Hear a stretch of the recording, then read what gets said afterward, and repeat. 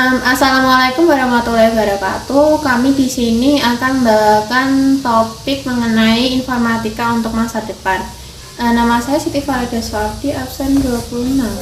Nama saya Syifa Salsabila, absen 27. Nama saya Sera Abdurgayanti, absen 24. Nama saya Tatiana Putri, absen 28.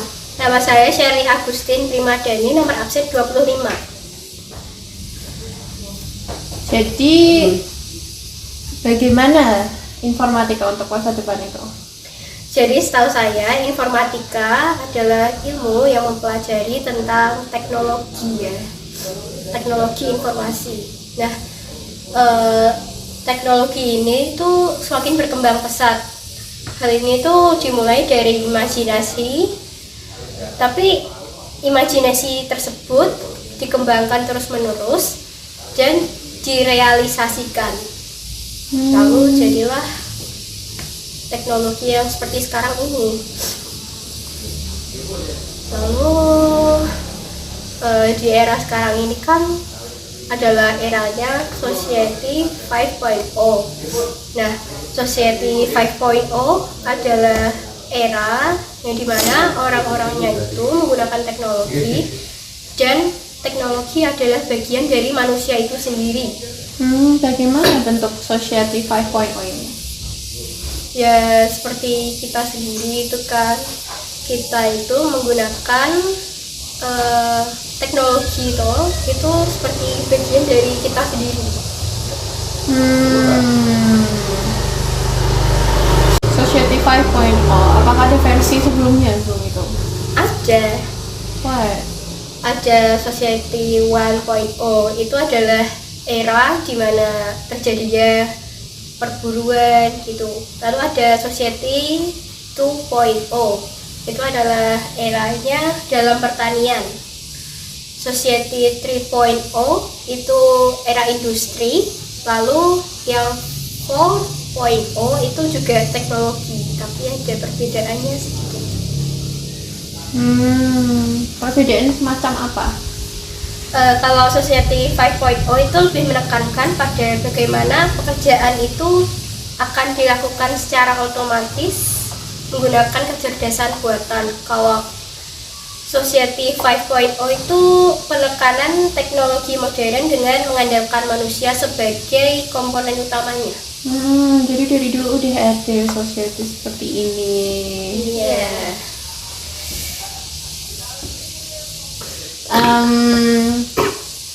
Aku pengen tahu nih penerapannya dari Society 5.0 tadi apa gitu untuk masyarakat sekarang ini, penerapannya seperti apa? Penerapannya itu seperti di bidang kesehatan gitu. Sekarang kan ada pakai aplikasi gitu ya. Jadi kalau kita mau berobat itu kita nggak usah repot-repot ke rumah sakit gitu. Konsultasi pakai aplikasi tersebut. Tapi tetap ke rumah sakit. Bagi itu tergantung Tergantung kondisinya jenis bagaimana. penyakit. Sama kalau di aplikasi itu hanya untuk misal kayak biar kita tuh lebih cepat antre di rumah sakit ketimbang menunggu di sana lama gitu loh. Oh, biar nggak susuan. Oke. Iya. Adakah di bidang lain selain bidang kesehatan? Ada di bidang mobilitas, itu tuh kayak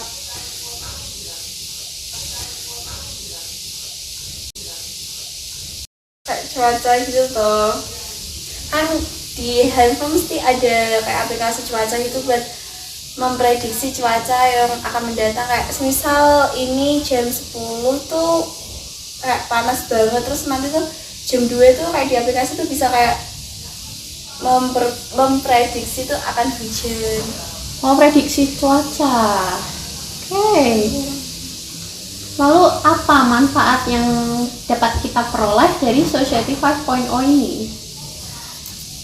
Manfaat yang bisa diperoleh adalah bisa kita itu bisa lebih mudah dalam mengakses informasi karena penyebarannya yang cepat gitu kan.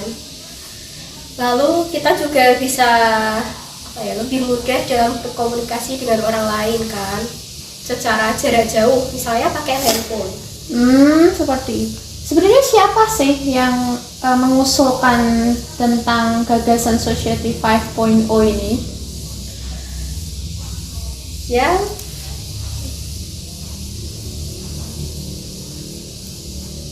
ya apa yang mengusulkan tentang Society 5.0 ini?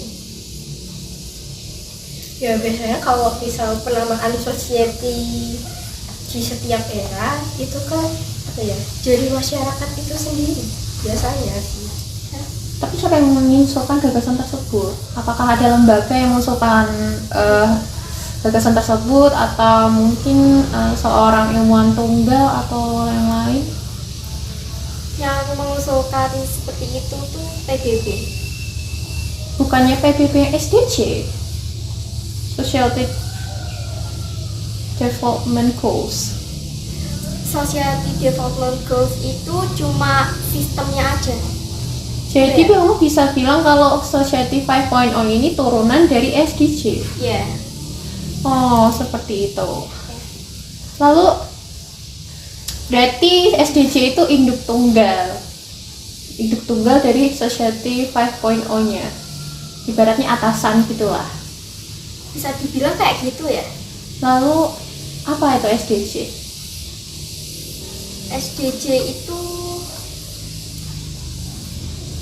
apa ya? What is SDG? Sustainable Development Goals. SDG itu adalah program dari PBB yang apa ya memiliki tujuan untuk memajukan kehidupan di masa mendatang. Tujuan semacam apa yang ditujukan untuk masyarakat dari PBB? Tujuan seperti tujuan tanpa kemiskinan, tanpa kelaparan, lalu kehidupan yang sehat dan sejahtera, pendidikan yang berkualitas dan lain-lain. Ada 17. Apakah di salah satu tadi Anda menyebut hidup tanpa kemiskinan? Apakah menurut Anda masyarakat ini bisa hidup tanpa kemiskinan? Mungkin persentasenya kecil ya, soalnya tidak mungkin kalau di suatu kelompok itu tidak ada kemiskinan.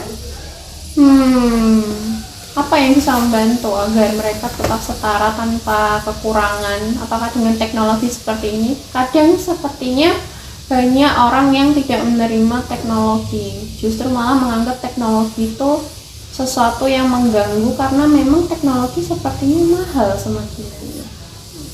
Ya, teknologi sebenarnya juga bisa digunakan untuk berbagai usaha. Contohnya adalah jualan secara online gitu kan, itu bisa meningkatkan perekonomian juga. Gitu. Apa yang sebelumnya ini FDG itu dibentuk oleh PBB, betul? Ya. Pastinya ada peran Indonesia di sana. Apa sih yang Indonesia lakukan untuk membantu melaksanakan SDG ini atau Society 5.0 ini? Indonesia itu harus apa ya?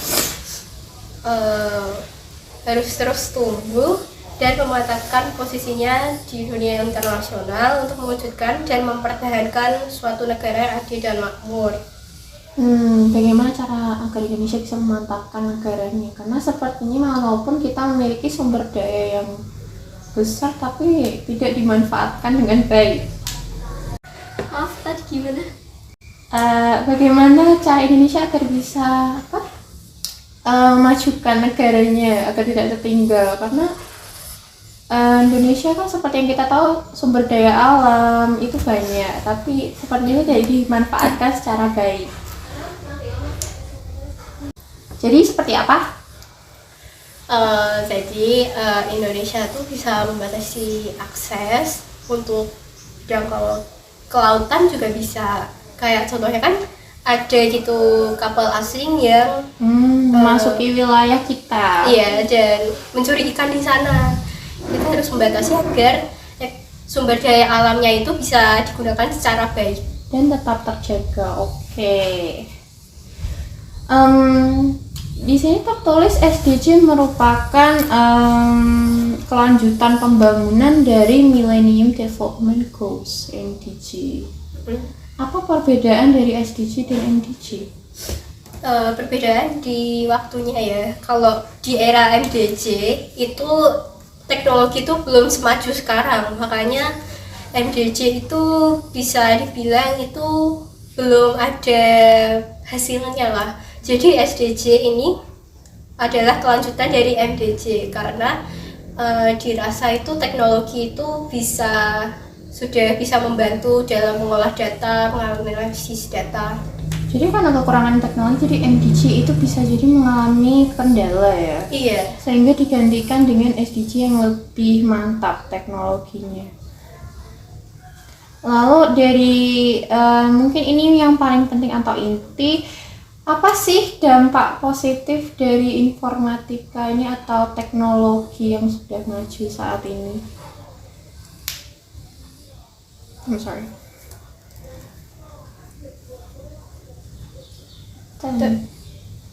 Yes. Dampak positif ini memudahkan berkomunikasi dengan orang lain. Berkomunikasi semacam apa?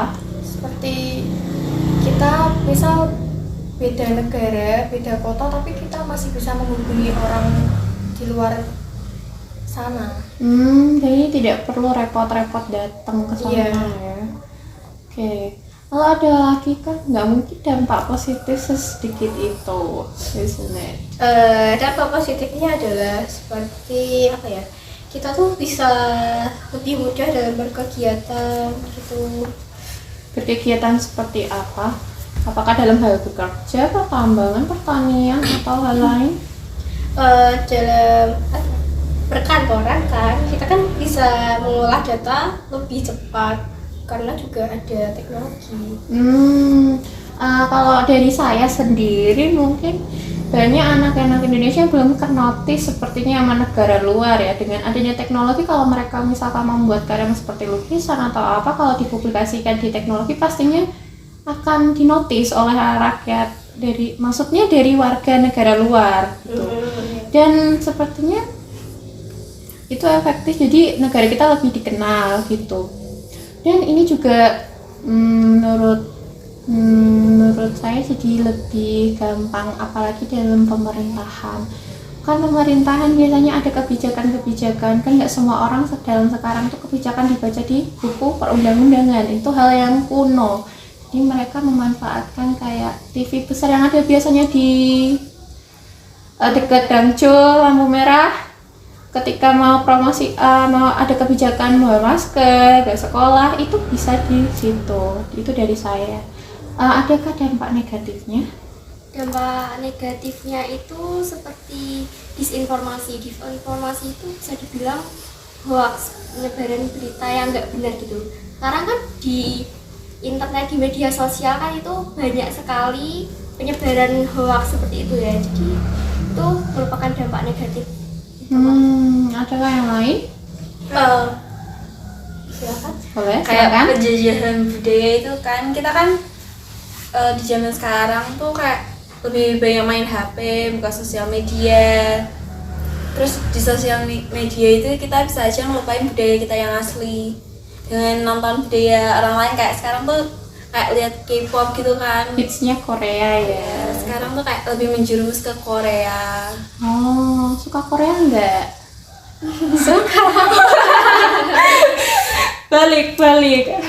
Ada yang lain enggak dari dampak negatif?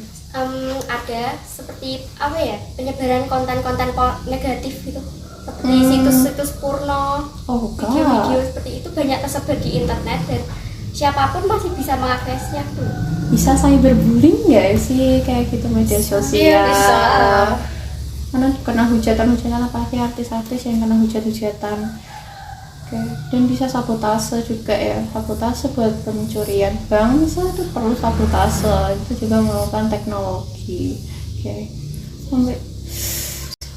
So interesting, thank you. Lalu apa solusinya? Kalau solusinya dari saya sih harus ada pembatasan dalam web-web tertentu seperti situs porno agar tidak mudah diakses oleh orang lain. Lalu orang tua juga harus ikut andil dalam mengawasi anak untuk dalam penggunaan handphone, main game itu kan bisa bikin kecanduan gitu. main game berlebihan itu nggak boleh ya. Sekarang lagi usia push rank ya, push rank ML. Tapi terkadang anak remaja menyangkal yang pernah orang tua tadi dengan ini privasi saya seperti itu. Dan saya suka Anak-anak juga harus sadar diri juga sebenarnya. Nah, kalau menurut saya kita harus meniru mungkin tentang budaya barat yang tidak memberikan handphone pada anak-anak Sebelum pertumbuhannya, pada saat pertumbuhan. Jadi kalau dikasih HP pastinya dia nggak mau ngapa-ngapain, nggak mau belajar masukkan makan ke mulutnya atau belajar merangkak atau sebagainya, dia pasti akan terpaku pada handphone atau layar gitu. That's cool. Dan itu yang harus dihindari dari dampak negatif dari informatika ini, maksudnya teknologi ini juga. So that's fine. Jadi terima kasih yang sudah mendengarkan. Wassalamualaikum warahmatullahi wabarakatuh.